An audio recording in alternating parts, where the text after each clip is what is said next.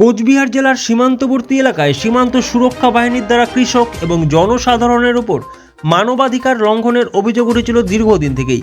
এবার এই বিষয়টি সামনে রেখে তুফানগঞ্জ এপিডিআর সংগঠনের পক্ষ থেকে কোচবিহার জেলাশাসককে একটি স্মারকলিপি প্রদান করা হয়, যার প্রথম এবং প্রধান দাবি সীমান্তবর্তী এলাকায় কৃষক এবং সাধারণ মানুষের উপরে অত্যাচারিতভাবে সীমান্ত সুরক্ষা বাহিনীর প্রভাব কমানো।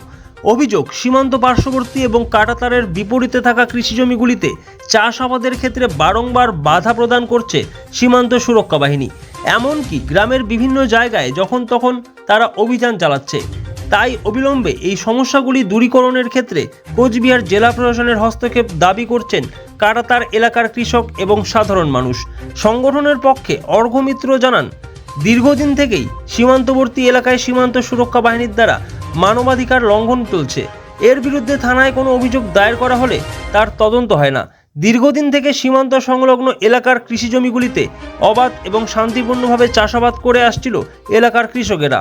সেই ক্ষেত্রেও বাধা সৃষ্টি করছে সীমান্ত সুরক্ষা বাহিনীর জওয়ানরা। অবিলম্বে এই সমস্যার সমাধান না হলে তারা ঊর্ধ্বতন কর্তৃপক্ষ সহ বৃহত্তর আন্দোলনের পথে হাঁটতে বাধ্য হবে। আমরা শুধু কুচবিহারে আসিনি, গত কয়েকদিন ধরে পশ্চিমবঙ্গের বিভিন্ন জেলা ইউনিটে আমরা ঘুরছি।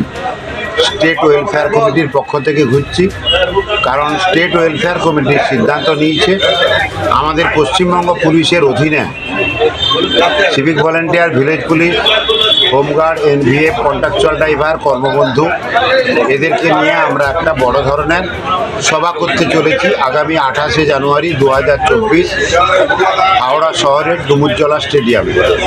সেই সভাটাকে সফল করার জন্য এবং প্রস্তুতি মিটিং হিসাবে প্রত্যেকটা জেলায় আমরা গিয়ে আমাদের এই পুলিশকর্মী এবং সহযোগী পুলিশকর্মীদের আলাপ আলোচনা সভা সমিতি করে ওই রাজ্য সম্মেলনটাকে সফল করার জন্য আবেদন জানাচ্ছি।